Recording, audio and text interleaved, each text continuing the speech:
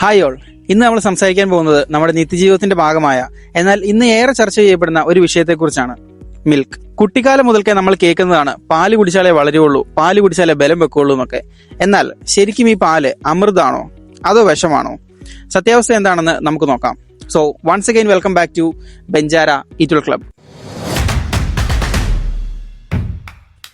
ആദ്യം നമുക്ക് പാലിന്റെ ബെനിഫിറ്റ്സ് എന്തൊക്കെയാണ്, അതിന്റെ നല്ല വശങ്ങൾ എന്തൊക്കെയാണ് എന്ന് നമുക്ക് നോക്കാം. എന്തുകൊണ്ടാണ് പാലിനെ ഒരു സമ്പൂർണ്ണ ആഹാരം എന്ന് വിളിക്കുന്നതെന്ന് നോക്കാം. ഒന്നാമത്തേത്, ഇതിൽ അടങ്ങിയിട്ടുള്ള കാൽസ്യം. നമ്മുടെ ബോണിന്റെയും അതുപോലെ തന്നെ ടീത്തിന്റെയും ബലത്തിന് ആവശ്യമായിട്ടുള്ള ഒന്നാണ് കാൽസ്യം. പാലിൽ ഇത് ധാരാളമായിട്ട് അടങ്ങിയിട്ടുണ്ട്. രണ്ടാമത്തേത് പ്രോട്ടീനാണ്. നമ്മുടെ ശരീരത്തിന് ഊർജ്ജം ലഭിക്കാനായിട്ടും പേശികളുടെ വളർച്ചയ്ക്കും പ്രോട്ടീൻ ആവശ്യമായ ഒരു കാര്യമാണ്. ഇനി മൂന്നാമത്തേത് വിറ്റാമിനുകൾ. വിറ്റമിൻ ഡി, B12, പൊട്ടാസ്യം തുടങ്ങിയ ശരീരത്തിന് ആവശ്യമായ ഒട്ടനവധി ഘടകങ്ങൾ ഒരു ഗ്ലാസ് പാലിൽ നിന്ന് ലഭിക്കുന്നു. ഇതുകൊണ്ടൊക്കെയാണ് പണ്ടുള്ളവര് പാല് കുടിക്കാനായിട്ട് നമ്മളെ നിർബന്ധിച്ചിരുന്നത്. എന്നാൽ ഇന്നത്തെ പാല് പണ്ടത്തെ പാല് പോലെയാണോ? ശരിക്കും നമ്മൾ മുതിർന്നവർക്ക് പാൽ ആവശ്യമാണോ?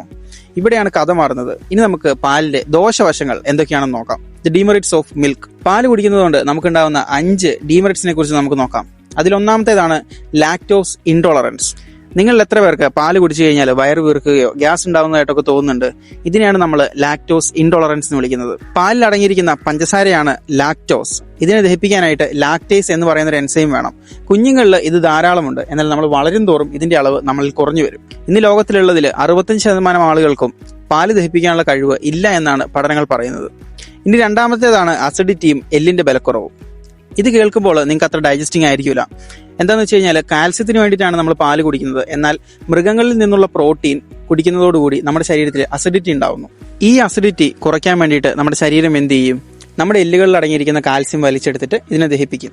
ഫലത്തിൽ നമ്മൾ പാല് കുടിക്കുമ്പോൾ നമ്മുടെ എല്ലിലെ കാൽസ്യം കുറയാനുള്ള ചാൻസ് ഉണ്ടെന്നാണ് പഠനങ്ങൾ പറയുന്നത്. ഇനി മൂന്നാമത്തേതാണ് ഹോർമോൺസും ആന്റിബയോട്ടിക്സും. ഇന്നത്തെ കാലത്ത് ഫാമുകളിൽ നിന്ന് വരുന്ന പാല് ശുദ്ധമാണോ? പശുക്കള് വേഗത്തിൽ വളരാനായിട്ടും കൂടുതൽ പാൽ ചുരുത്താനുമായിട്ട് അവർക്ക് ഹോർമോൺ ഇഞ്ചക്ഷനുകൾ നൽകുന്നതായിട്ട് പറയപ്പെടുന്നു. ഇത് പാലിലൂടെ നമ്മുടെ ശരീരത്തിലും എത്തും. ഇത് സ്ത്രീകളിലും പുരുഷന്മാരിലും ഹോർമോൺ വ്യതിയാനത്തിനും PCOD, തൈറോയിഡ് പ്രശ്നങ്ങൾക്കും എന്തിന് ക്യാൻസറിന് വരെ കാരണമായേക്കാം. ഇനി നാലാമത്തേതാണ് സ്കിൻ ഇഷ്യൂസ് ആൻഡ് ആക്നെ.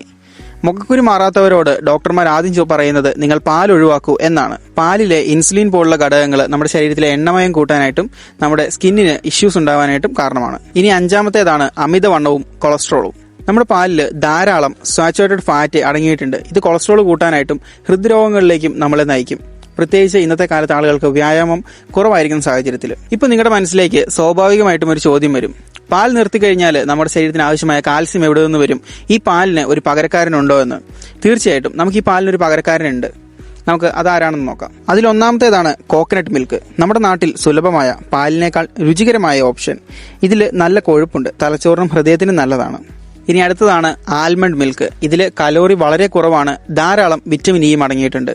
ഇനി അടുത്തതാണ് ഓട്സ് മിൽക്ക്. ഇതിൽ ഫൈബറിന്റെ അളവ് നന്നായിട്ടുണ്ട്, അതുപോലെ തന്നെ കൊളസ്ട്രോളും വളരെ കുറവാണ്. ഇനി അടുത്തത് സോയ് മിൽക്ക്.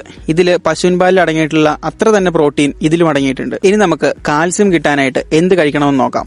പാല് കുടിച്ചില്ലെങ്കിൽ എല്ലൊടിയുമെന്ന് ചിന്തിക്കുന്നവർക്ക് വേണ്ടിയിട്ട് ഞാൻ പറയാം. പാലിനെ കഴിഞ്ഞും 10 മടങ്ങ് നല്ലതാണ് എള്ള് കഴിക്കുന്നത്. ഡെയിലി 1 സ്പൂൺ എള്ള് കഴിക്കുന്നത് നിങ്ങളുടെ ശരീരത്തിന് ആവശ്യമായ കാൽസ്യം നൽകും. അതുപോലെ തന്നെ റാഗി, ചീര, മുരിങ്ങയില ഇവയെല്ലാം കാൽസ്യത്തിന്റെ കലവറയാണ്. അപ്പോൾ ഫ്രണ്ട്സ്, പാല് കുടിക്കണോ വേണ്ടയോ എന്നതൊക്കെ നിങ്ങളുടെ വ്യക്തിപരമായ തീരുമാനമാണ്. എന്നാൽ ശരീരം നിങ്ങൾക്ക് തരുന്ന സൂചനകൾ ശ്രദ്ധിക്കുക. പാല് കുടിക്കുമ്പോൾ ഗ്യാസോ മുഖക്കുരുവോ ക്ഷീണമോ ഒക്കെ അനുഭവപ്പെടുന്നുണ്ടെങ്കിൽ ഒരു 14 ദിവസം നിങ്ങൾ പാലൊന്ന് ഒഴിവാക്കി നോക്കൂ.